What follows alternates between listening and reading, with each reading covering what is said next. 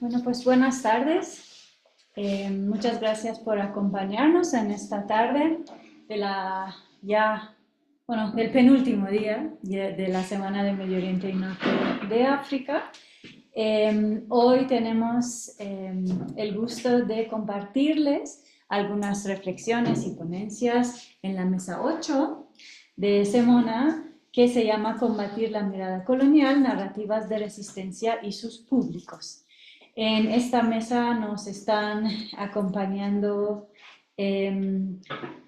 varios colegas y les voy a presentar brevemente a cada uno de ellos. Esperemos que esté con nosotros en línea Auqib Javid, que es investigador independiente, y él nos hablaría de un tema que ha llamado en inglés Reason, Reform and Muslim Belongings, Negar Magazine and the Urdu Public Sphere in Late Colonial India. Aqib es un estudiante doctoral en sociología en Koç University en Estambul y trabaja el tema de la religión y la modernidad en el mundo musulmán postcolonial. Luego contamos también con la presencia de Alonso Cruz González, de la Facultad de Ciencias Políticas y Sociales de la UNAM. Él presentará el trabajo fotográfico de Ruz Osay frente a las miradas masculinas y coloniales. Alonso Cruz es licenciado en Relaciones Internacionales por la UNAM y maestro en Estudios de Asia y África por el Colegio de México. También está con nosotros Mario Carlos Martínez Espinosa, también de la UNAM, que presentará la ponencia Poesía y Cinematografía en Irán, del Shahnameh a los ghazales fílmicos. Él es investigador literario y estudiante del doctorado en Humanidades bajo la línea de Teoría y Análisis Cinematográfico en la UAM Xochimilco. Bueno, les doy la bienvenida a ustedes dos que nos acompañan de manera presencial y si quieren podemos comenzar porque están ustedes aquí. Entonces vamos a empezar por favor contigo, James. Adelante. Muchas gracias.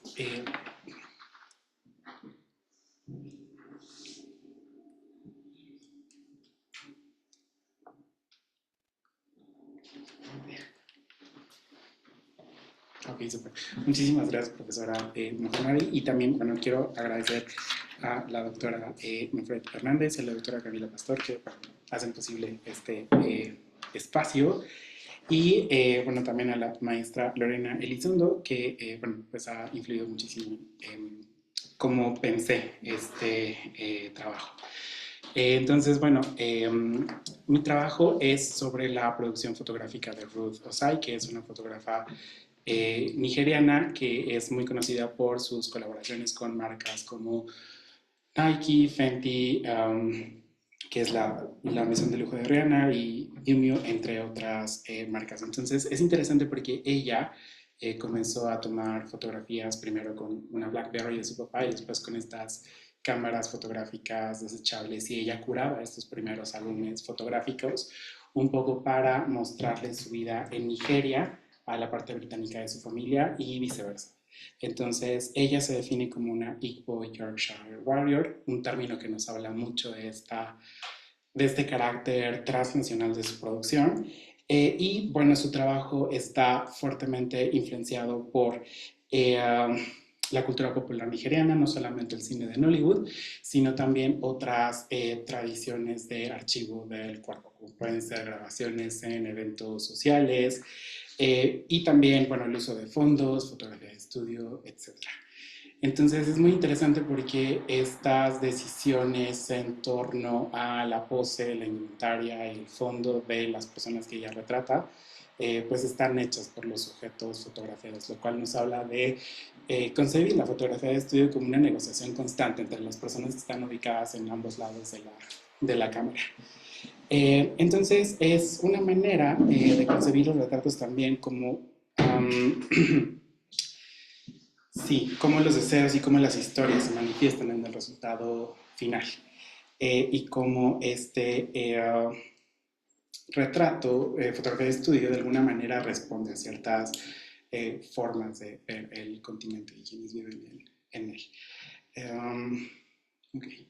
Entonces, bueno, aquí también podemos ver un poco de lo que ella ha hecho. Entonces, cuando hablo de estas formas de ver el continente, me pareció como interesante. Quizá, bueno, este ejemplo hubiera funcionado mejor en otro espacio, pero bueno, pensé como en este video de Taylor Swift, ¿no? Que es como o sea, que narra como la historia de un romance entre dos actores de la época dorada de Hollywood en África, como fondo para esta historia, ¿no? Y a pesar de que podemos ver jirafas y leones y ñus y demás, no es posible ver una sola persona negra. Entonces, este tipo de narrativas no existen en un vacío, sino que tienen como todo una serie de antecedentes, que de alguna manera es entender África como este espacio hostil o indómito que guarda toda clase de peligros, como enfermedades mortales, fieras, guerrilleros, terroristas, un poco como en Heart of Darkness, pero también es un paraíso terrenal, o sea, como rebosante de recursos para ser explotados, ¿no? Y donde las personas provenientes del norte global pueden entregarse a una vida libre de ataduras, ¿no? Que no tienen en África, como si en la metrópoli, un poquito como en Out of Africa. Entonces, creo que esta crítica a la exotización también está muy vigente en textos como How to Write About Africa, de Viñavanga Buinana, que, bueno, a manera como de instructivo, dice, en tu texto trata a África como si fuera un solo país. Es caluroso y polvoriento, con arbustos rodantes y enormes manadas de animales y personas altas y delgadas que se mueren de hambre. O es caliente y lleno de vapor con personas muy pequeñas que comen primates. No te enredes con descripciones precisas. África es grande, 54 países, 900 millones de personas que están demasiado ocupadas muriéndose de hambre y muriendo y luchando y emigrando para leer tu libro. El continente está lleno de desiertos, junglas, tierras altas, sabanas y muchas otras cosas, pero a tu lector no le importa. Entonces, mantén tus descripciones románticas, evocadoras y poco particulares. Entonces, bueno, esto también obedece un poco a que tras el fin del colonialismo en términos formales, caracterizado por este control directo en términos políticos y en términos militares, hay un tránsito a otras formas de control mayoritariamente económicas, pero también abstractas y un poco semi-indirectas, basadas en la alianza entre el capital extranjero y la élite indígena. Entonces, este discurso se mantiene a través de ciertos proyectos que buscan conocer y representar al otro. Entonces, bueno, el planteamiento de este trabajo es entender el trabajo de Ruth Osai como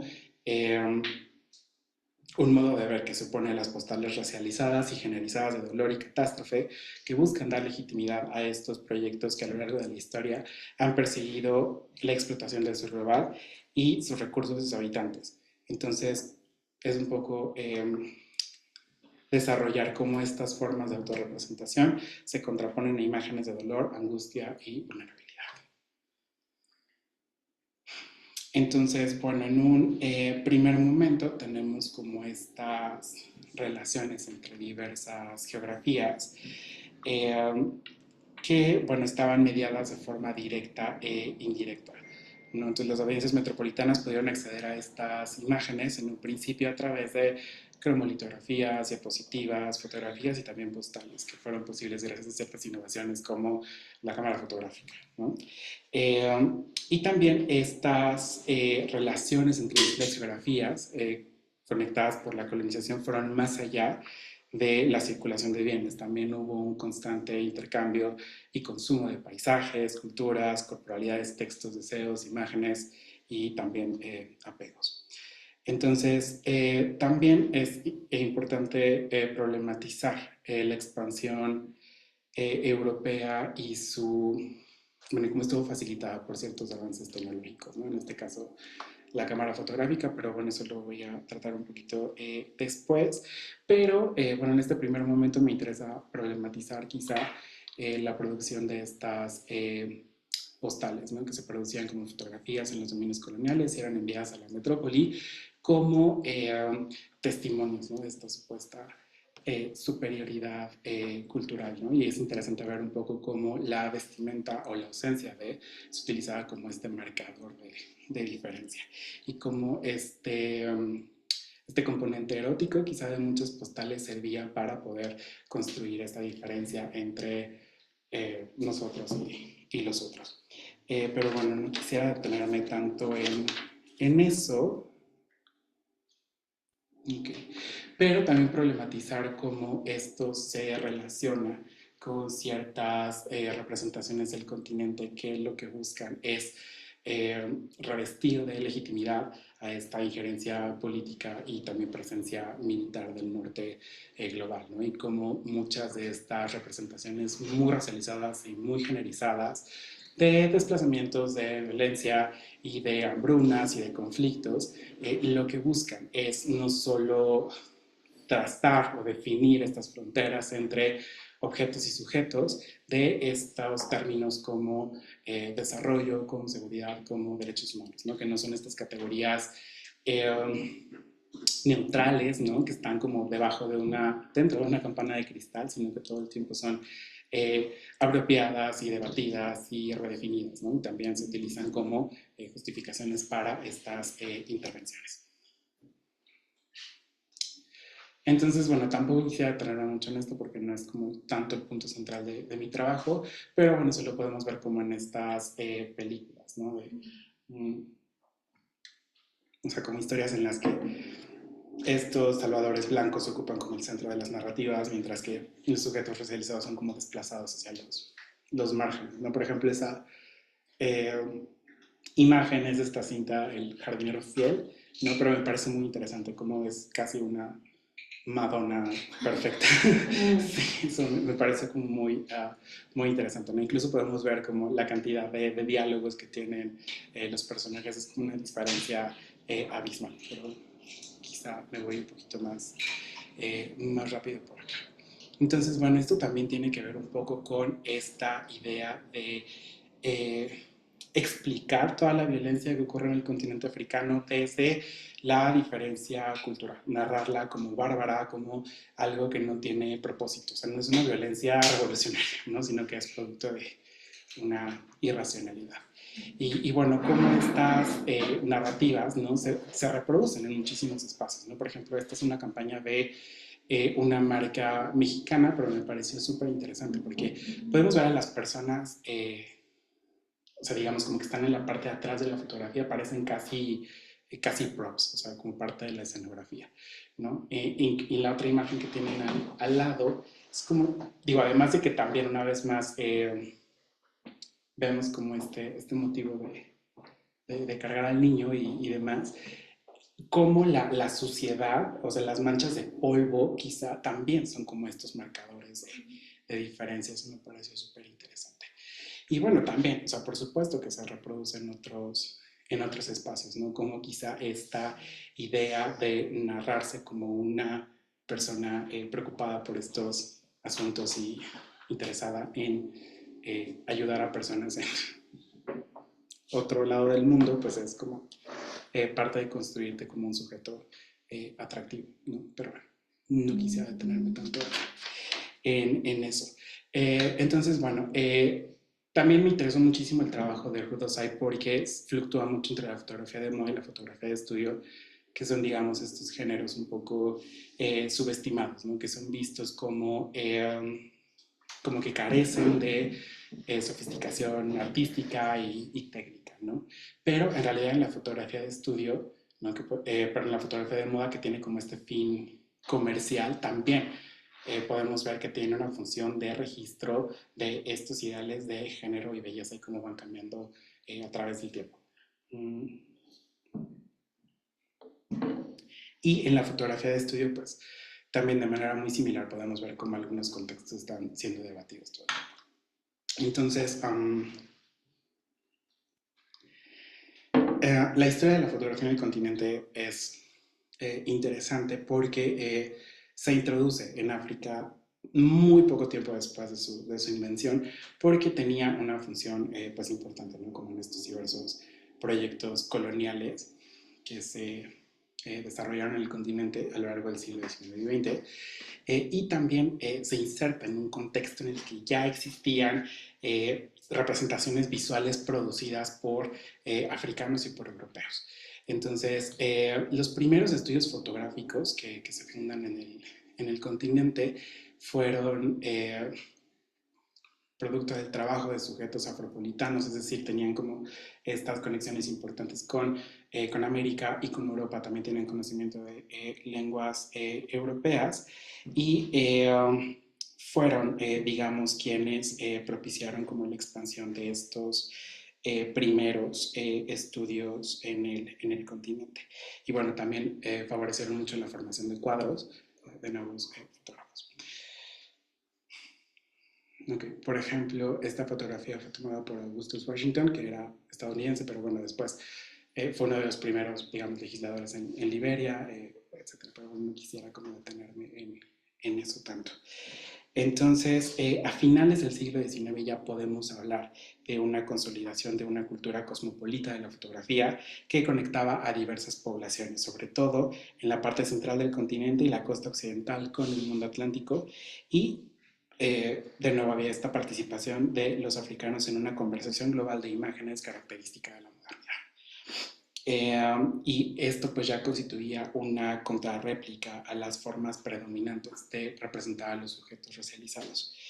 Entonces también es importante mencionar que en esta economía colonial había una escasez de ciertos insumos y de tecnología, lo cual representaba pues un obstáculo para la difusión de la fotografía.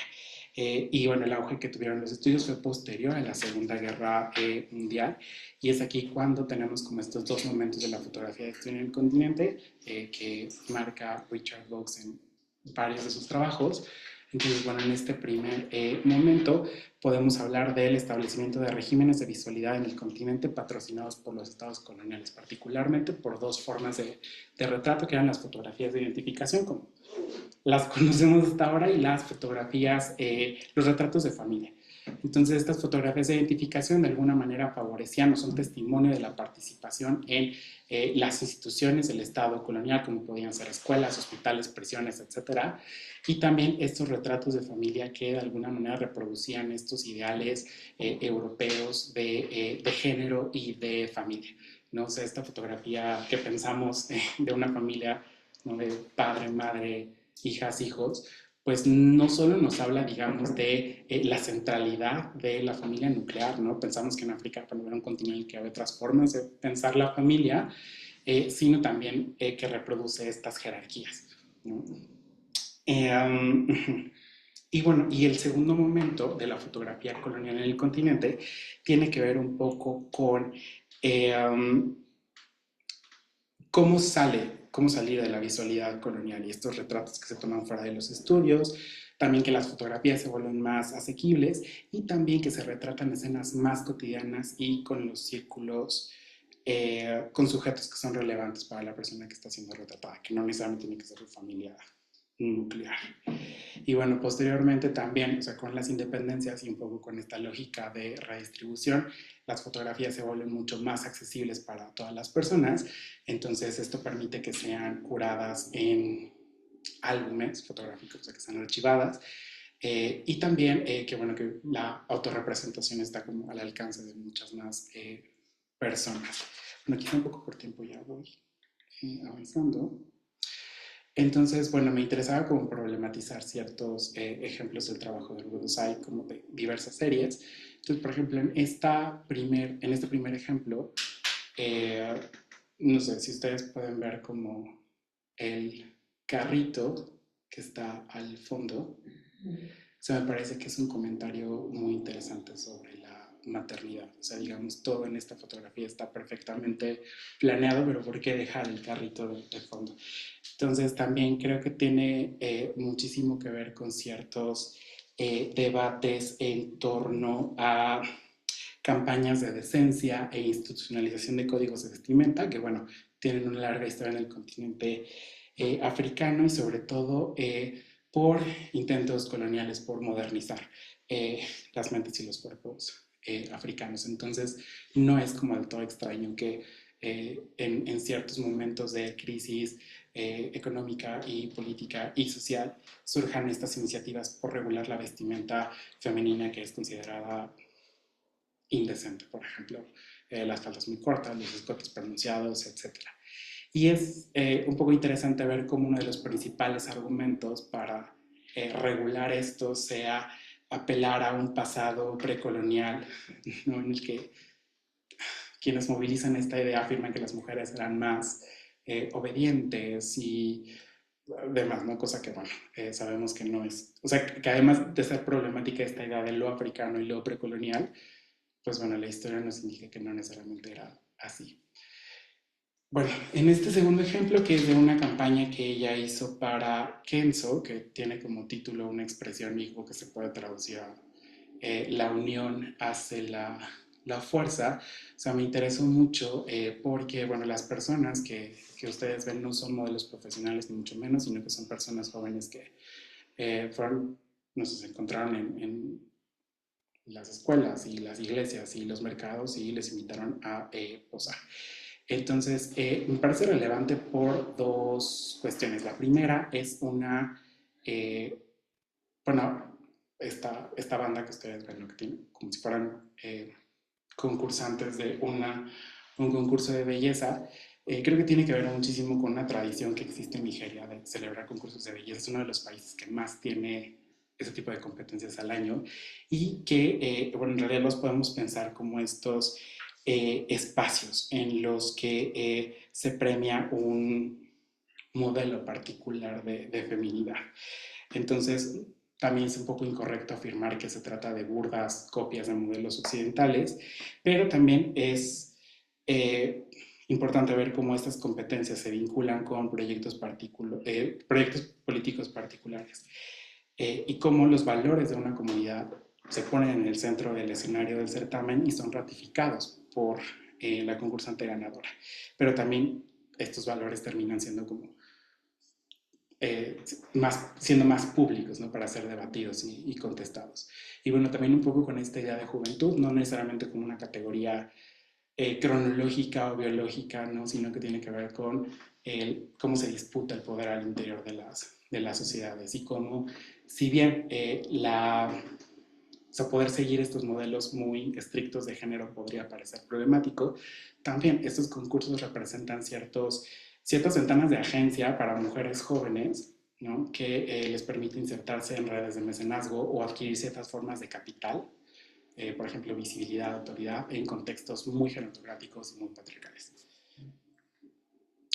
Y bueno, la tercera foto que quisiera problematizar es para una serie que hizo para Miu Miu, que bueno, si ustedes ven,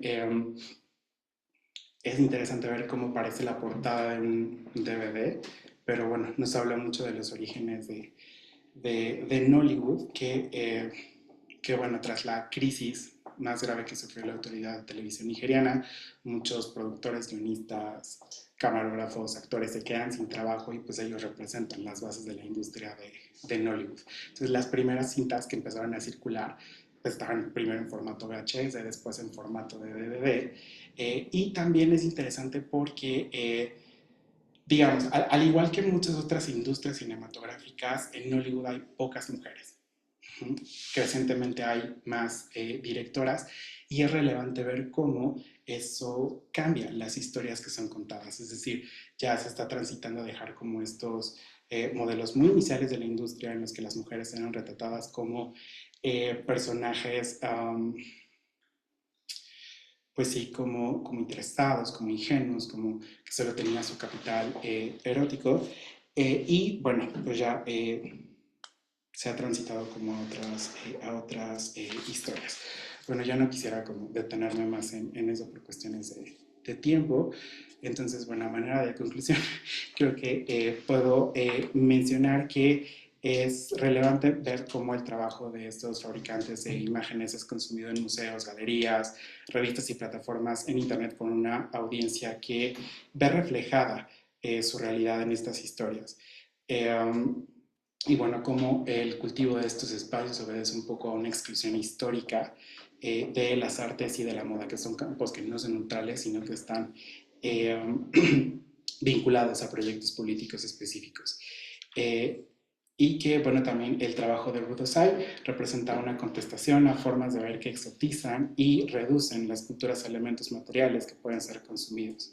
Y su inserción en galerías, revistas, campañas y plataformas es evidencia de cómo las transformaciones en el mundo del arte y la moda están siendo encabezadas por jóvenes creadores de imágenes en África y la diáspora. Y cómo pues, sus testimonios proporcionan relatos alternativos a estas postales de dolor y de devastación que mantienen vivas un conjunto de misiones civilizatorias que trazan fronteras entre sujetos y objetos. Y finalmente, problematizar un poco cómo el arte contemporáneo de producción africana ha engrosado las grandes colecciones privadas dentro y fuera del continente, pero pues sigue permaneciendo inaccesible para las masas. Muchas gracias.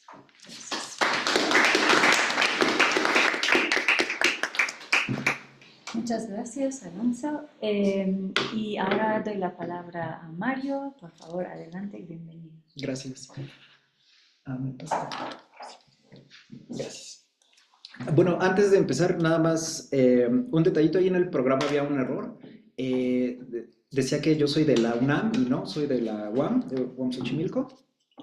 Y bueno, también pido una disculpa previa por si tengo algún error de pronunciación en los nombres de origen persa, porque bueno, hay muchas formas de ponerlos en español, entonces bueno, a veces es un poco confuso, así que bueno, pido una disculpa de antemano por ese detalle.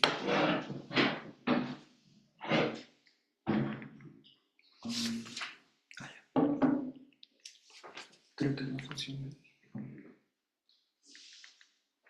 ¿Es para abajo? O sea, con la flecha de abajo, pero no, ni arriba ni abajo. Voy para A ver, inténtalo. A ver si sí se había movido. Sí, ahora ya, me sí. ok. Luego, luego se dice. Ya, ok. Perfecto. Se dice popularmente que el cine es el único arte del que tenemos la fecha y el lugar exactos de su nacimiento. París, Francia, 28 de diciembre de 1895, perdón. No obstante, esta idea es cuando menos inexacta. Lo que el mundo conoció ese día fue en realidad el surgimiento del cinematógrafo de los hermanos Lumière. Invento esencial, pero de ningún modo único, en una larga cadena de avances tecnológicos en la historia del desarrollo de lo que hoy denominamos cine. Desde las pinturas rupestres hasta las inteligencias artificiales, el ser humano ha buscado y creado medios y tecnologías para contar historias a través de las imágenes en movimiento y los sonidos. Y en ese sentido, podemos encontrar precursores de nuestras películas actuales en todas las culturas y épocas, así como en los campos del pensamiento más diversos.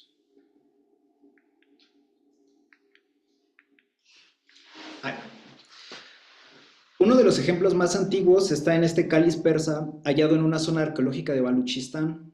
Su datación aproximada es de 5200 años. En él se muestra la imagen de un caprino en el desierto y que, bueno, al girar la copa, la imagen crea la ilusión óptica de que el animal está dando saltos hacia adelante. Hoy se considera la primera animación de la historia de la humanidad.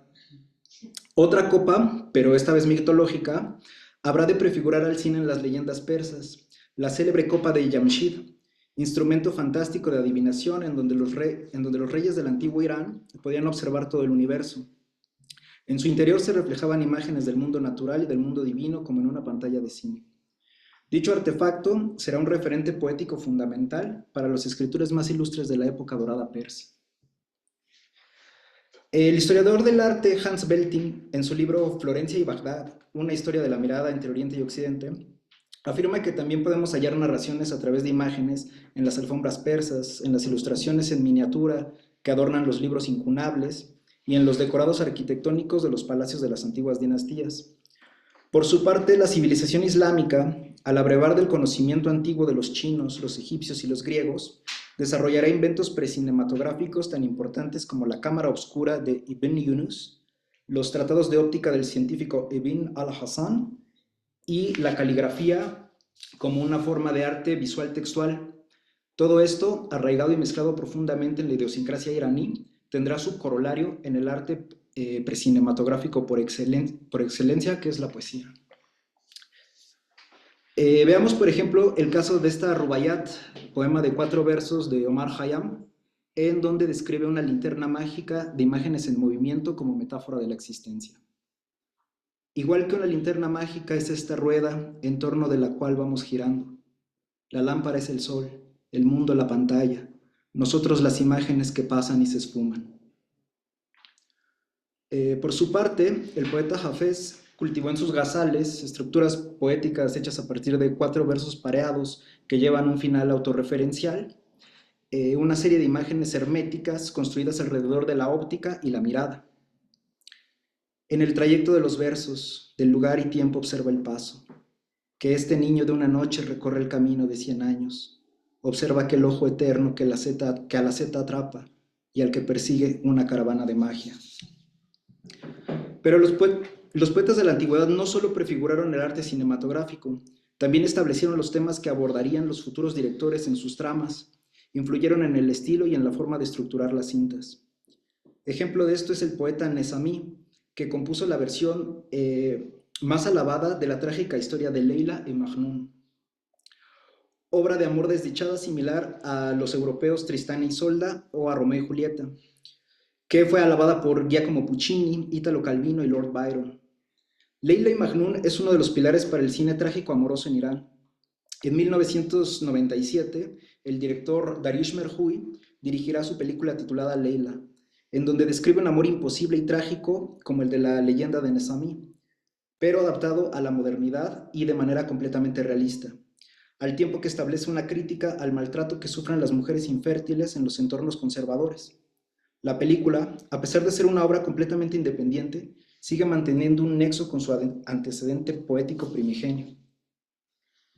Sin embargo, el poeta que posiblemente más ha influido en sentido temático a la cinematografía de Irán es Ferdowsi, con su monumental Shahnameh o Libro de los Reyes, obra poética que abarca la historia mítica de Irán y que fungió como baluarte de la lengua persa tras la conquista árabe.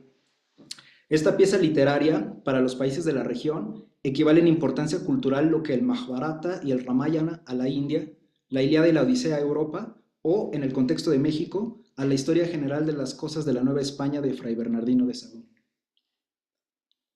Un ejemplo interesante de este influjo poético lo hallamos en la adaptación cinematográfica que hizo en 1967 el poeta y cineasta Feridun Rahnema del capítulo sobre el príncipe Shahbaz. La película se titula Siavash en Persépolis. Este film no busca ser una traducción fiel de la obra de Ferdowsi, por el contrario, es deliberadamente experimental. Mezcla secuencias documentales con las de ficción y la obra ocurre tanto en tiempos míticos como en el Irán del siglo XX de manera simultánea. Incluso podemos ver turistas paseando por las ruinas de Persépolis, algo similar a lo que Luis Buñuel hizo en México en 1965 con la película Simón del Desierto. La impronta era mostrar cómo la antigüedad poética seguía tan viva en esa sociedad moderna y aparentemente distante. En esa misma tónica, pero más arriesgado, sería este otro film de Dariush Merhui titulado La Vaca. En él se cuenta la historia de un vanidoso campesino que presume a su hermosa vaca a los vecinos del pobrísimo pueblo en donde vive. El hombre y el animal comparten un vínculo casi como padre e hija, y toda la construcción de su identidad gira en torno al animal. La problemática se detona cuando el campesino se ve obligado a salir de viaje y en su ausencia, su vaca es asesinada. La catástrofe desata la locura del protagonista, la cual llega hasta el punto de que él mismo empieza a comportarse como un animal.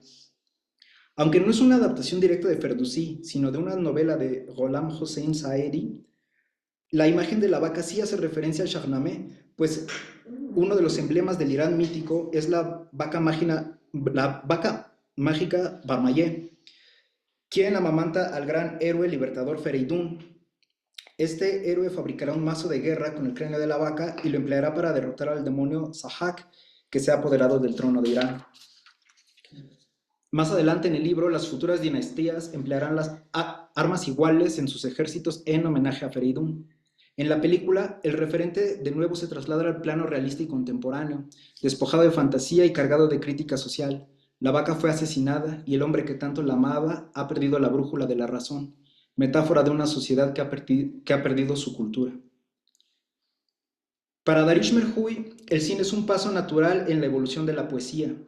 Según dijo en una entrevista con la investigadora Shiva Rohbaran, hoy nos domina la imagen y no la palabra. No importa en qué parte del mundo estemos. Es por eso que para él es natural que los poetas se vuelvan al cine, como en un momento de la historia los bardos y los rapsodas se volcaron a los libros. Este puente entre ambas artes había sido vislumbrado por directores de otros países, por ejemplo Sergei Eisenstein y Andrei Tarkovsky, quienes vieron en el haiku japonés las primeras manifestaciones del montaje cinematográfico y la voluntad primigenia de capturar y esculpir el tiempo. Lo mismo el francés Jean Epstein, quien aseguró que el cine era el medio ideal para alcanzar las intenciones de la poesía. Por su parte, Orson Welles sentenció que un film nunca es bueno a menos que la cámara funcione como el ojo en la cabeza de un poeta. En ese sentido, Forough Farrokhzad es la primera directora en hacer poemas cinematográficos propios, o como diría también la realizadora Samira Makhmalbaf, utilizar la cámara como una pluma para escribir versos. Farrokhzad es más lírica que épica, por lo tanto se acerca más a Hafez y a Rumi que a Ferdowsi wa Nesami.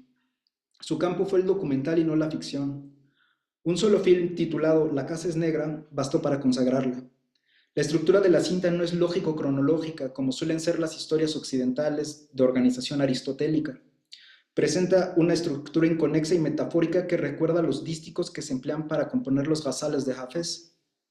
Al mismo tiempo, dentro de la película se recitan poemas de la autora y versículos del Corán, lo que vuelve poético al film de forma y en fondo. Podríamos convenir que esta pieza fílmica se trata del primer ghazal cinematográfico de la historia. El documental aborda la vida cotidiana dentro de un leprosario. La estética de la película va en sentido contrario al glamour y al oropel de Hollywood. Muestra las heridas, el dolor y la pobreza de los sujetos. Pero en cuanto al uso del lenguaje cinematográfico se asemeja a lo más vanguardista de Europa. Hay un ritmo acelerado a través del montaje, la puesta en cámara busca puntos de fuga, profundidad de campo y composiciones inusuales pero hermosas. Y la poeta no titubea al hacer acercamientos arriesgados o angulaciones poco convencionales. Toda esa innovación y revolución es gracias a la poesía antigua y tiene su nueva manifestación a través del más reciente medio audiovisual. Farrokhzad, quien murió trágicamente a los 32 años, tuvo muchos herederos en el cine y la poesía. Uno de ellos es el director Amir Naderi, quien se esforzó por perfeccionar el lenguaje fílmico poético que su antecesor había iniciado. En su película La Espera de 1974, construye su propio ghazal cinematográfico, esta vez a color y prácticamente sin diálogos. La historia que cuenta la película, por decirlo de alguna manera, es sobre un joven que se maravilla con una mujer de quien solo ha admirado las manos. El joven acostumbra ir a su misteriosa morada a pedir hielo, y el único contacto que hay entre ellos es cuando se entregan mutuamente el recipiente de cristal en el que lo vierten. Pero todo cambia cuando descubre que las manos que le entregan el hielo le resultan desconocidas, y el joven emprende una búsqueda para resolver el misterio.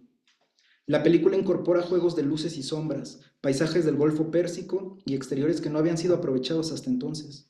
Un paso más en la confección de la simbiosis entre las dos artes. Finalmente, otro poeta haría su propia aportación al cine iraní previo a la revolución, ya no influido solo por los ghazales de Hafez ni por las historias del Shahnameh, sino por obras literarias más cercanas a su tiempo, como La lechuza ciega de Sadegh Hedayat. Se trata del director Mohammad Reza Aslani, quien en 1976 presentó su película Ajedrez del viento.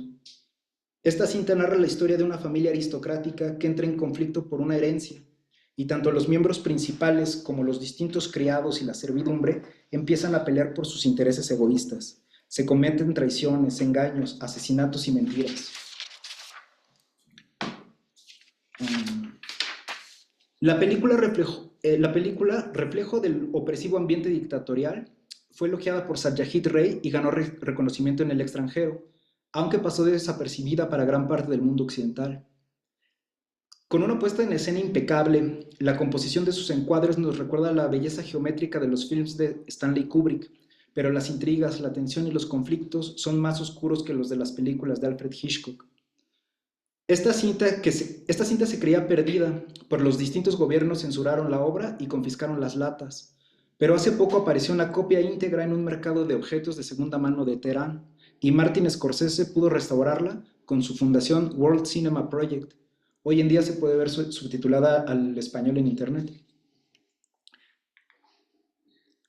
Gracias a la obra de estos y muchos otros realizadores, es que después llegaron los nombres célebres de la nueva ola iraní: Abbas Kiarostami, Asghar Farhadi, Jafar Panahi y Mohammad Rasulov.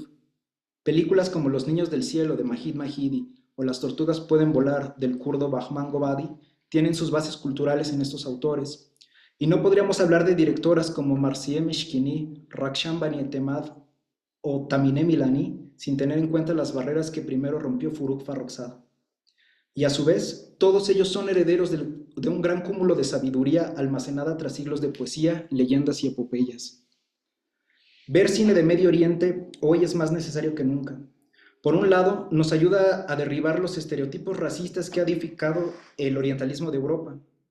Nos ayuda también a combatir el dañino rumor de que somos supuestamente culturas incompatibles destinadas a no entendernos nunca.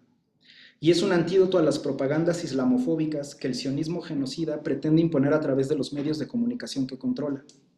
Pero el cine también nos ayuda a comprender cuáles son las problemáticas reales que se viven en los países de la región. Pobreza, represión, falta de libertades, desigualdad para las mujeres y una profunda manipulación de los conceptos religiosos y espirituales. Los directores de cine en Irán enfrentan a dos grandes enemigos: el interno, encarnado en un gobierno que censura obras, arresta a realizadores y exilia las voces críticas, y el externo, un público global que solo consume contenidos masificados de Hollywood y que asume, por pereza e ignorancia, que todo lo que viene del sur global es intrínsecamente inferior y prescindible. Apropiarnos como público de esas obras es añadir a nuestra cultura no solo una película, sino un contenedor de siglos de poesía condensada en la gran pantalla. El cine es, después de todo, la copa de Jamshid que nos permite ver el universo. Muchas gracias.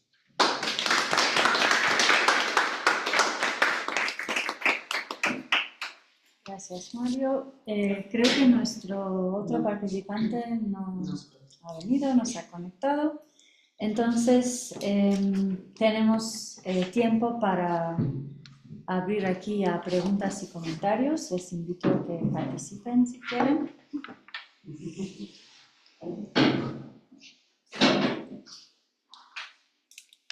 Bueno, sí, quizás para lo que se anima. Bueno, sí, quizás para los dos, para tratar de decir una pregunta particular a cada quien. Pensaba en la ponencia de Alonso, ¿no? Como esto de por qué ir a salvar niños tan lejos cuando pueden salvar niños en sus propios países. Y eso es porque tiene que ver también con lo que Mona, una de nuestras conferencistas, también decía, bueno, es que las mujeres en Texas quieren ir a salvar a mujeres en Egipto, pero ¿por qué no salvan a sus propias mujeres, ¿no? De sus propios dictadores? Entonces, quisiera saber, o sea, saber un poco más sobre cómo, sí, o sea, cómo te interesaste también en este trabajo, o sea, cómo empezaste este trabajo, porque yo te conocí haciendo otras cosas, pero y cómo también precisamente esta autorrepresentación de las fotografías de esta Ruth Osai o sea, sí está haciendo un cambio. Quisiera saber en cómo se ven los nigerianos y hacia afuera también, o solamente es algo todavía que, como lo mencionaba Mario, pues todavía la mujer está luchando por crear más conciencia. Y pues para Mario también, la misma pregunta, quizás cómo te interesaste, ¿no? En Irán y el cine. Y me pareció hermoso esto que dijeras, que quisieras esta relación entre la poesía y la cinematografía, y que nos dieras tantos ejemplos. Y también me gustó mucho esto que dices que Irán, y a eso vuelvo, ¿no? Enfrenta estos dos enemigos, el interno y el externo, ¿no? ¿Crees que todavía el cine iraní, entonces, a lo mejor la misma pregunta también pero en tu contexto, que Alonso todavía tiene que abrirse camino, bueno, sí, hacia lo interno, me queda claro el autoritarismo, pero hacia lo externo, que todavía hay mucho orientalismo que impide que podamos apropiarnos de este repertorio y verlo sin, claro, esa mirada que decías así de es inferior, ¿no? O ha logrado ¿No crees que a lo mejor ya ha logrado insertarse por ahí y abrir discusiones diferentes? Gracias. Voy a recoger alguna pregunta más si tienen por ahí. Ninguna. Ok, entonces si quieren pueden responder estas. Vale, pues, adelante. Gracias. Gracias. Sí, creo que es interesante ver un poco cómo funcionan estas dinámicas que tienen que ver con esta industria, por ejemplo, del volunturismo. O sea, que hace posible que personas jóvenes del norte global vayan a sur global, no sé, a dar clases de inglés, a construir escuelas o lo que sea, porque al final del día no se está solucionando nada de forma estructural, ¿no? Sino como que las causas simplemente son despolitizadas y son como ignoradas completamente y las soluciones proporcionadas son muy superficiales, ¿no? Y que en realidad únicamente lo que buscan es mantenerlas ahí, ¿no? Para seguir como lucrando con esto. Por un lado, creo que sí tiene que ver con eso y cómo se mantiene esta idea, ¿no? De que los problemas en el sur global únicamente pueden ser solucionados por personas del norte global. En cuanto a la segunda pregunta de cómo me interesó, creo que fue a partir de esta idea de concebir, por ejemplo, álbumes familiares o incluso, por ejemplo, la idea misma de pensar una cuenta de Instagram como una narrativa personal sobre nuestras vidas fue lo que me hizo interesarme como en estas tradiciones de archivo del cuerpo, no particularmente como los estudios fotográficos, ¿no? Que a pesar de que, bueno, ya hay formas muy nuevas de poder tomar, almacenar y compartir fotografías, siguen ahí como cumpliendo o sea, cumpliendo como funciones muy específicas en nuestras vidas, ¿no? Desde esto de las fotografías de identificación que todos hemos ocupado para, no sé, la credencial de Universidad. sí, de lo que quieras, de tu escuela de natación, de tu gimnasio, de lo que gustes, por ejemplo, bueno, cosas que todos tenemos en nuestras casas, ¿no? Como estas collages de fotos así como de un bebé llorando y sonriendo y enojado.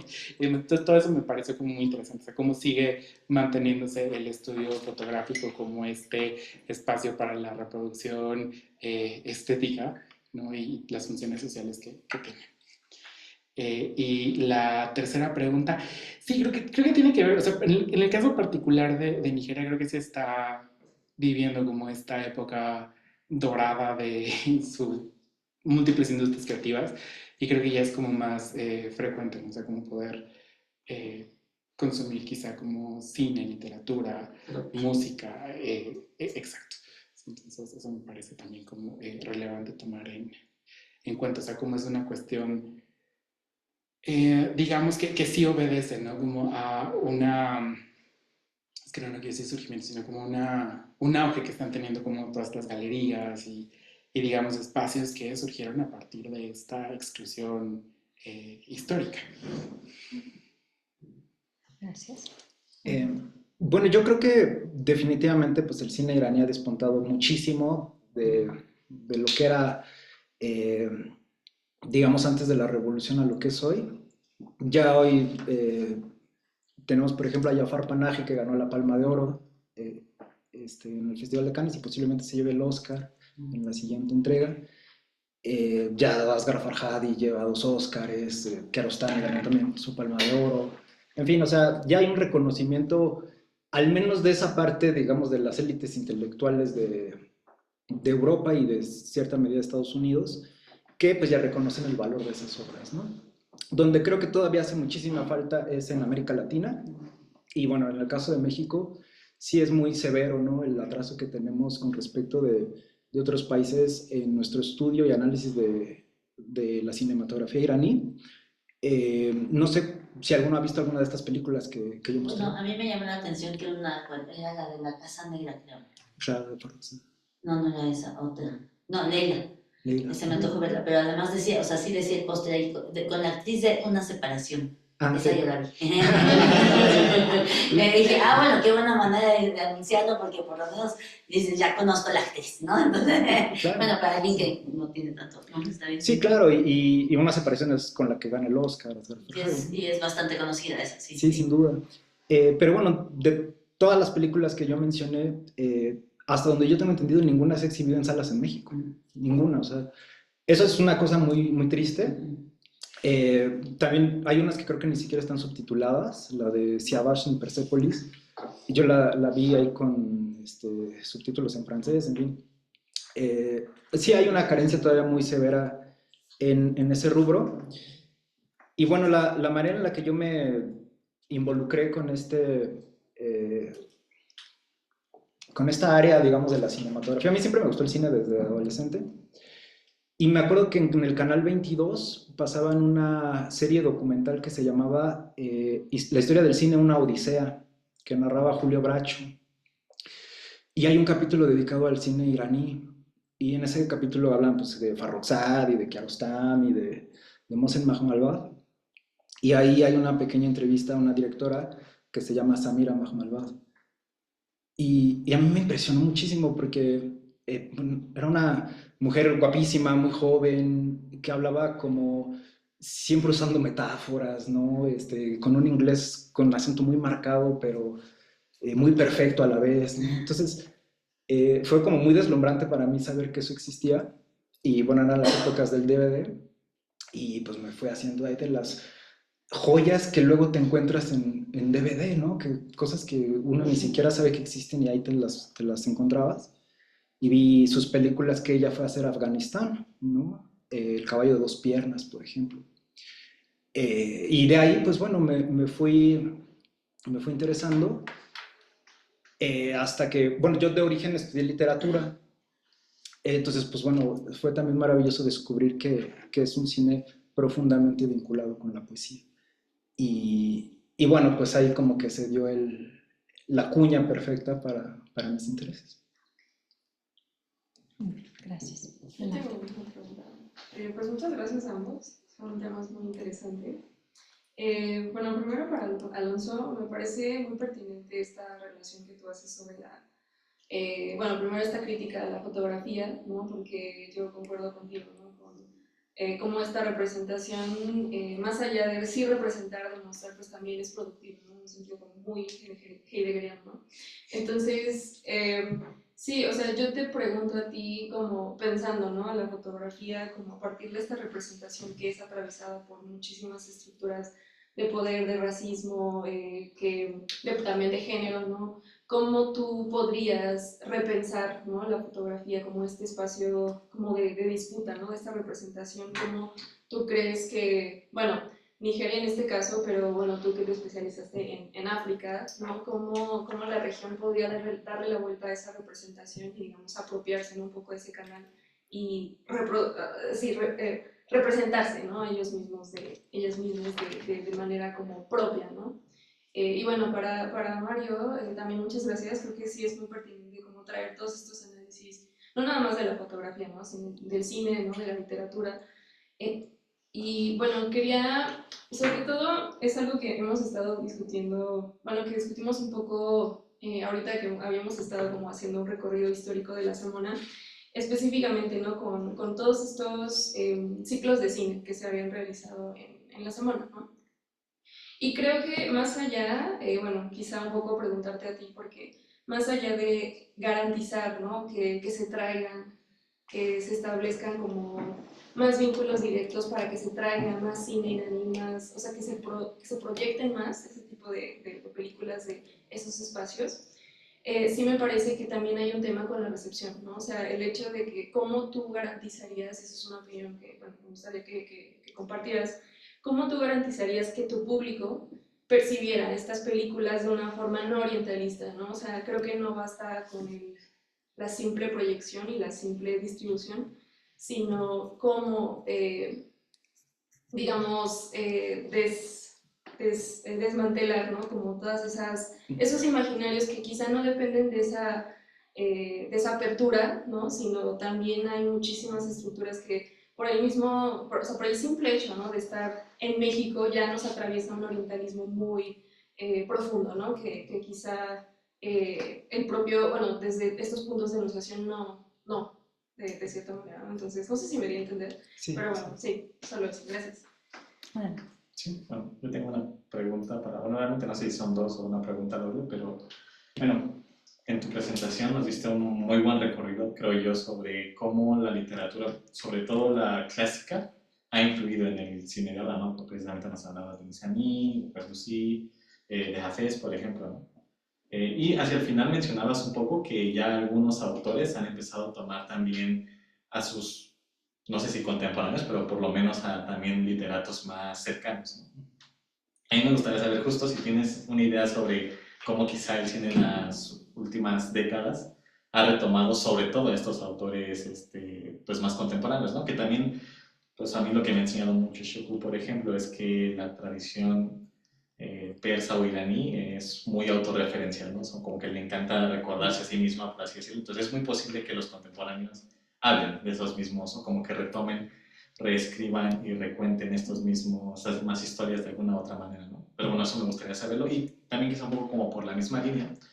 Ya tú lo mencionabas y también de alguna manera Nofret lo traía aquí al tema, que es la idea, bueno, ella lo tomaba en términos exógenos, ¿no? Como qué le hace falta al cine persa para hacerse más conocido.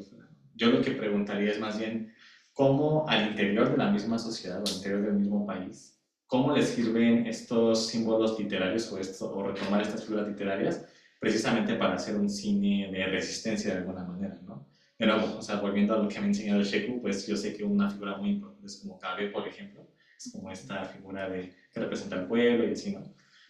O la lucha popular o la lucha de los pueblos. Y ahí me gustaría saber si hay otras maneras, ¿no? Incluso también conectándolo con mi primera pregunta, si ya hay como nuevas figuras que han salido a raíz de la literatura más contemporánea, ¿no? Entonces, bueno, serían un poco mis preguntas. Gracias. ¿Una más? Yo, Adelante. para Alonso, me gustó mucho tu presentación, muy interesante. Más me quedó una duda con el tema de la autorrepresentación, autoexotización, eso como me llama mucho la atención esto de de representar a África como espacio hostil, indómito. Eso es como, no me quedó claro, ¿es un fenómeno propio de la industria cultural o ves ahí como una especie de agencia a partir de la cual pues se proyectan como Occidente quiere y a partir de ahí negocian, compiten o no sé, o cuestionan? ¿O es una forma de colonialismo interno? Entonces, quisiera como ese matiz, ¿no? ¿Cómo lo ves tú? Todos se llevan una pregunta más. Muchas gracias. Sí, creo que la pregunta que haces es bien interesante porque cuando yo empecé esta investigación, justo mi planteamiento inicial era que, bueno, digamos, este tipo de producción más reciente tenía que ver con una apropiación de la fotografía para la construcción de estas subjetividades postcoloniales. Pensando un poco en que era muy interesante para mí como la fotografía, que había sido literalmente una herramienta al servicio de los proyectos coloniales en el continente, había sido apropiada, ¿no? Porque pues, en un inicio la fotografía llega con misioneros, con administradores coloniales, oficiales navales, etc., ¿no? Y tiene esta función de registro de las poblaciones del continente. Pero después creo que fue como algo que cambió un poco mi investigación, el hecho de entender la mirada colonial no como algo totalizante, sino que incluso esas primeras fotografías reflejaban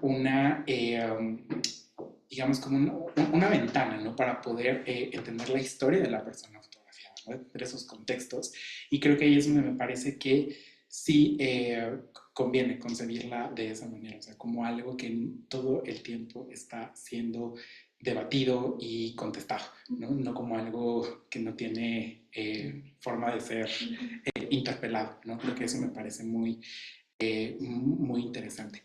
Y en cuanto a la pregunta que me haces sobre esta concepción de África como un espacio, como una suerte de caja de Pandora, ¿no? De la que salen todas las desgracias posibles y demás. Creo que tiene muchísimo que ver con que nos gustan, ¿no? Como estas narrativas muy simples, narrativas muy binarias, muy en blanco y negro y que de alguna manera sirven para poder, o sea, el hecho de hablar, ¿no? De la ineludibilidad de las tragedias en el sur global sirve para mantener diversos proyectos que no solo garantizan que estas materias primas y recursos sigan fluyendo de sur a norte, sino también, por ejemplo, una presencia militar en el continente africano que no tiene ningún tipo de transparencia ni rendición de cuentas y que todo el tiempo es narrada como algo temporal y como algo,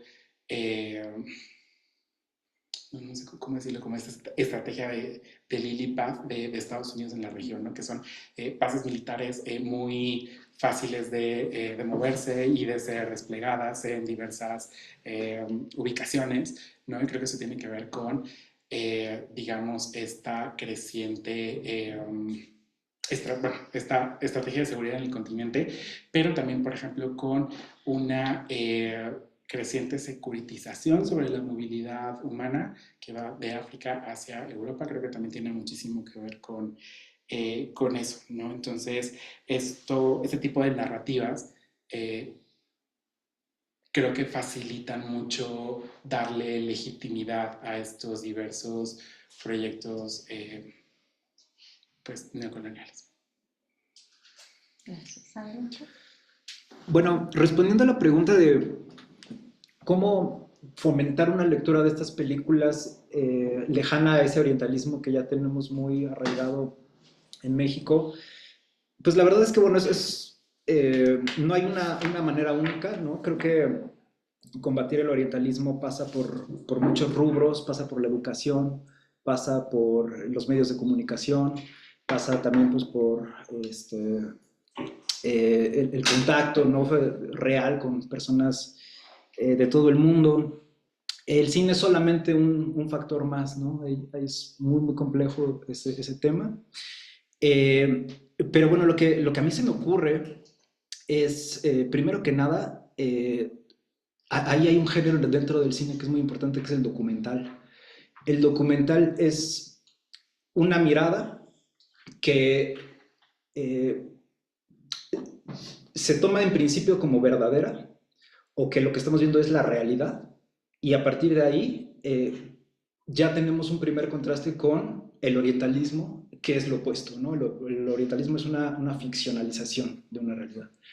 Entonces, bueno, creo que es un proceso más bien, ¿no? El hecho de que los públicos vayan dándole una lectura a este cine no orientalista, porque sí pasa que ay, pobrecitas mujeres, cómo todas tienen su velo, ay, mira a los niñitos pobres que se comparten los tenis, ¿no? Y o sea, sí sigue pasando, ¿no? De hecho, hay un caso muy triste que es la película que Mohsen Mahmalbaf, un gran director, dirige en Afganistán, se llama Kandahar. Esa película es de las pocas películas, si no es que la única, que se ha exhibido en la Casa Blanca de Irán, pues. Y se exhibió para justificar la invasión de Bush a Afganistán, ¿no? Como, miren, vamos a liberar a las mujeres de esta gente. Vamos a liberar a los niños de estos machistas que, ya saben, ¿no? Entonces, pues una película que de origen era bien intencionada y que tiene un altísimo valor cinematográfico, termina por jugar en estos discursos políticos terribles, ¿no? Entonces, bueno, siempre está esa variante, pero aún así lo mejor es, mientras más expuestos estemos a este cine, mejor. Y bueno, la relación entre los autores contemporáneos y el cine, yo sí tengo un hándicap en ese aspecto, porque si el cine es difícil que llegue aquí a América Latina con subtítulos, con buena difusión, con buena calidad, la literatura contemporánea de Irán es así inexistente. O sea, poquísimos autores son los que uno puede ir a la Gandia a comprar o al Fondo de Cultura, ¿no? Entonces, es muy, muy, muy poco. Sí hay casos raros de ciertas adaptaciones.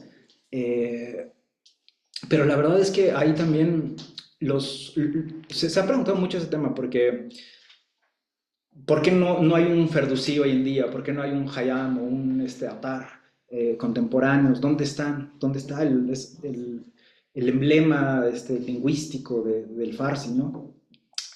Pues en realidad, yo lo que creo que más bien es que los poetas se han ido a ser cineastas. O sea, que más bien no es que ya haya literatos que influyan al cine, sino que más bien los que deberían estar escribiendo ahora utilizan el cine como medio de la poesía. Eso es una intuición que yo tengo, ¿no? Porque realmente no estoy inmerso en esa realidad, ni seguramente habrá excepciones, ¿no? Y en el sentido de la relación del cine como resistencia, ahí sí es fundamental. Eso creo que en ese sentido la cinematografía supera la poesía.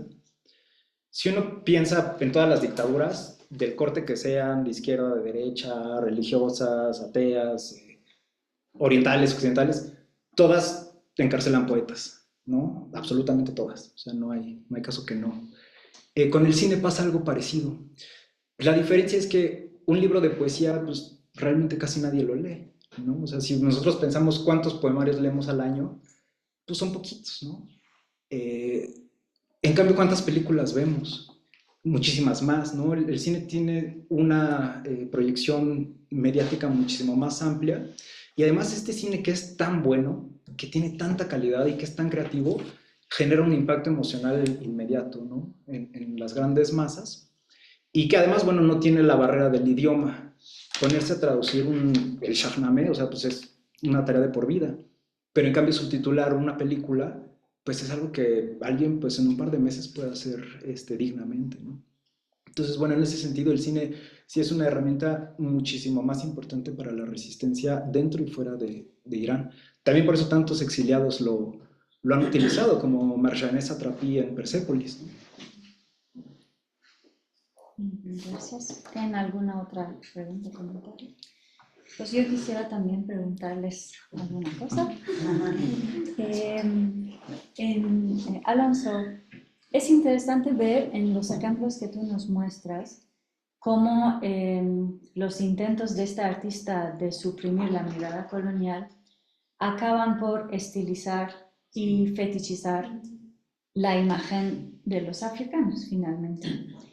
Y yo me pregunto y te pregunto, ¿dónde están los límites? Porque estamos en una mesa sobre resistencia, ¿no?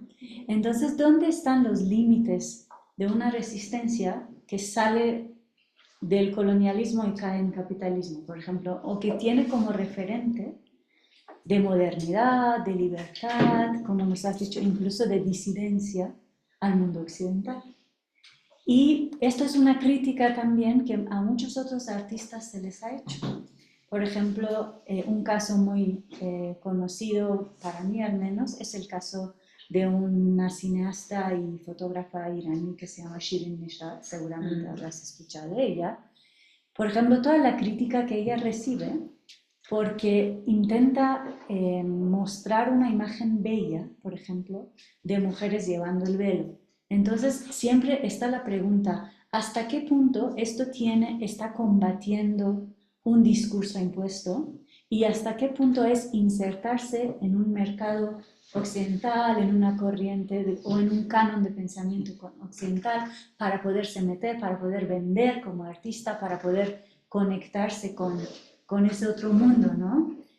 Como una especie del objetivo propio del artista, ¿no? Entonces quería preguntarte a ti cómo tú ves este asunto, ¿no? En el caso del artista que tú estudias.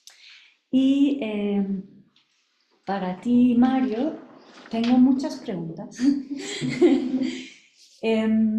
pero quizás todas estas que te voy a mencionar van a derivar en una muy particular. Entonces, por ejemplo, me gustaría saber, para empezar, ¿cuáles son tus criterios de comparación entre las películas y los textos? Porque, por ejemplo, en el caso de la leyenda de Leila y Majnun y la película Leila, pues yo conozco la leyenda, he visto la película y no me parecen para nada que tengan en común. Entonces, me gustaría que me explicaras un poco más cómo lo ves. O la cuestión de la vaca de Merjuí, que como bien has dicho está basada pues, en la obra de Saedi, que es una crítica social muy fuerte. Esa cuestión de en realidad está dirigiéndose al tema de la alineación, ¿no? De las personas que son ajenas a sí mismas, como por eso es que luego se da la relación del hombre y el animal, y etc. ¿Cómo tú puedes llegar a relacionar la vaca de Merjuí con la vaca Barmaye del Shahnameh? También pues, o sea, son cosas que me quedan como un poco sin entenderlas bien. Y igualmente, otra cosa que escuchándote se me ocurre preguntar es ¿por qué piensas que lo poético en el cine necesariamente tenga que ver con haberse inspirado en un texto poético? Cuando tú hablas, por ejemplo, de La Casa es Negra, si bien quien la hizo es una poeta, y hay poesía que se recita en la película, por ejemplo, cuando hablas de las estructuras de ese documental que se parecen a un ghazal, tampoco me queda claro cómo haces esta comparación. Y quiero también como ver cómo entiendes tú o cómo ves tú, o si es parte de tu discusión, la cuestión de que lo poético, la mirada poética, se tome como una cosmología, como una manera de ver, como una estructura ontológica, epistemológica, que es un modo de ver el mundo, no necesariamente que el cine poético tenga que ser inspirado en textos poéticos o que el cine poético tenga que haberse hecho por poetas, por ejemplo, este tipo de cosas, ¿no? Y sí, yo creo que ya aquí me paro. Gracias. Gracias. Bueno, sobre esta primera parte de la pregunta, siendo muy honesto, es algo que no me había detenido a pensar con suficiente tiempo y que creo que justo en este preciso instante no tengo una respuesta, pero digo, sin ánimos de utilizar la respuesta de plantilla que utilizamos en estos espacios académicos, creo que sí, no, vale la pena hacerme esta pregunta, sobre todo para, bueno, saber qué vida futura tiene esta investigación, ¿no? O sea, creo que sí es como un hilo que vale la pena jalar.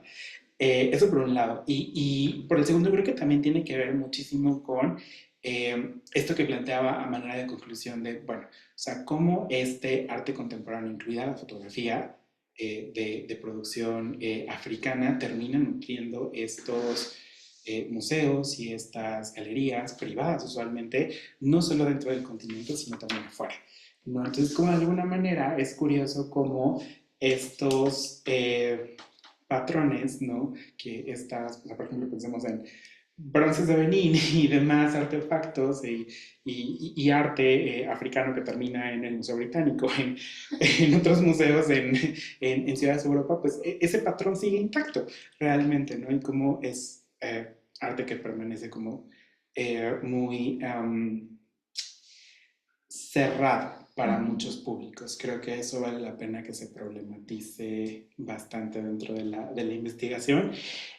Pero sí, esa es mi respuesta por el momento. Creo que sí es como una, digamos, o sea, un par de preguntas más bien que me sirven a mí para poder, bueno, llevar esta investigación como a otro momento, ¿no? O sea, digamos, ya está como la parte A, esto, digamos, es como representa las bases, ¿no? La parte B. Genial, gracias. Bueno, sobre los criterios de comparación, sí, a ver, hay que aclarar una cuestión terminológica aquí. Yo cuando cito estas películas no lo hago en referencia a que sean adaptaciones de los poemas, ¿no? En ese sentido hay muchísimas obras por ejemplo, del Shahnameh que son animadas, ¿no? Para niños, que tal cual podríamos decir, bueno, mira, Ferdousí, aquí lo trasladaron así, y obviamente todas esas adaptaciones tienen cambios, tienen variantes, pero en realidad hay como una especie de respeto por la obra original, y bueno, lo que se usa es el cine como vehículo de esa poesía que pues, ya está escrita de cierta manera. Aquí más bien lo que yo trato con el caso de Dariush Merjoui es más bien hablar como un poco de traducción, ¿no? Es decir, yo veo en estas películas que sí, a lo mejor parecieran muy lejanas, ¿no? De las leyendas originales, pero yo veo estos elementos que señalé como ciertos vestigios que recuerdan, al menos a lo mejor, bueno, eh, no sé si intencionalmente o no, yo asumiría que sí, porque los mismos directores y los mismos realizadores cuando les preguntan sobre sus películas, pues se la pasan hablando de poesía, ¿no? Y dicen, no, bueno, es que ya a mí me gustan los poetas de no sé qué y todo, o sea, hay a lo mejor hasta de manera inconsciente que brota este referente, que a mí me da la sensación un poco que es lo que pasa en el cine de la época de oro mexicano con, por ejemplo, la mitología prehispánica. Que no es que el Indio Fernández o Ismael Rodríguez estén pensando en los poemas de Nezahualcóyotl, pero a lo mejor hay ciertas estéticas que ahí están, ¿no? O la cuestión del Día de Muertos, ¿no? Que hay, digamos, una especie de pensamiento subterráneo que yo a lo mejor con mi mirada de extranjero puedo, eh, o me salto un poco a veces de este cine, y por eso, bueno, no, definitivamente no son adaptaciones de las leyendas estas películas, pero si hacemos la lectura de que puedan tener este vínculo poético, creo que da para reflexiones muy provechosas, ¿no? Entendiendo esta relación justamente de que el cine y la poesía están más allá del llevar a la pantalla solo la historia. En el caso de Farrokhzad, de la estructura del Ghazal, ahí más bien, bueno, es una también teoría que han planteado varios investigadores sobre si existen estos ghazales cinematográficos. Normalmente se utilizan con el caso de Abbas Kiarostami y con el caso de Mohsen Mahmalbaf. Pero yo defiendo que el primero es el de Farrokhzad, justamente por lo distinto que es de las estructuras aristotélicas, ¿no? En el cine ahí sí, en Occidente es muy claro, los teóricos del guión lo han manejado, ¿no? Planteamiento, desarrollo, desenlace, conflicto, los plot points, todo eso son estructuras que siguen desde el cine mudo. En el caso de Farrokhzad sí es muy notorio esta estructura distinta. Y la comparación con el Ghazal un poco viene de que los versos pareados tienen cada uno cierta autonomía, algo parecido a lo que pasa en el haiku, que también por eso, bueno, Eisenstein y Tarkovsky veían en el haiku como una especie de montaje cinematográfico. Entonces yo veo que las imágenes de la Casa Negra, las secuencias, tienen esta autonomía. Uno puede extraer, por ejemplo, la secuencia donde está el leproso caminando hacia la profundidad de campo, de ida y de regreso, mientras recita los días de la semana, ¿no? Bueno, ahí hay una imagen que es bella por sí misma, inconexamente de todas. Igual que en un poema de Hafez puedes tú sacar un dístico y leerlo con independencia, ¿no? Entonces, a eso me refiero yo un poco, que hay una similitud estructural, digamos, entre esas dos artes. Y bueno, sí, esto de la cosmogonía del cine y el cine poético como una mirada, sí, yo también creo que es una forma, una posibilidad mejor que nos da el cine, ¿no? Obviamente no todo el cine en Irán es poético, hay mucho cine de propaganda, hubo lo que se conoció como el film farsi, que es cine de entretenimiento, y bueno, también muchos films poéticos no han sido hechos por poetas, y muchos poetas han hecho films muy malos también que igual, ¿no? Ese es un fenómeno universal que se da en todo el mundo. El gran teórico del cine pues es Andrei Tarkovsky, y bueno, aquí en México tuvimos a Buñuel, que fue poeta, y sus películas son poéticas. Maya Deren en Estados Unidos, o Jean Cocteau en Francia. Es justamente mi tesis va un poco en tratar de definir cómo la poesía se puede relacionar todos esos niveles. Pero bueno, obviamente sí es, hablando de el arte, siempre hay como esta parte muy maleable y muy líquida que no podemos luego encasillar tal cual en definiciones exactas, que bueno, se presta toda clase de debates también. Sí, claro, no la puedes encasillar, pero tampoco puedes hacer una comparación sin criterios fijos. Estás Sí, haciendo claro. una tesis doctoral. Sí, sin duda, sí. Entonces es como ver hasta qué punto te permite el criterio que tú definas hacer la relación, ¿no? Sí, claro, sin lugar a dudas. ¿Por qué? Sí, y bueno, en ese sentido hay como también una carencia investigativa en la relación literatura y cine con el caso de la poesía, ¿no? Los grandes teóricos se han abocado a la adaptación de novela o de teatro, o incluso de cómic, pero en el área de la poesía, pues sí, ahí tenemos todavía muchas lagunas que pues tenemos que ir edificando, ¿no? Desde la academia. Gracias. ¿Alguna cosa más? ¿No? Bueno, pues agradezco otra vez a los dos por sus ponencias, gracias por acompañarnos y pues damos ya por concluida esta sesión y nos vemos mañana si tienen ganas en el Colegio de México y también acá. Muchas gracias.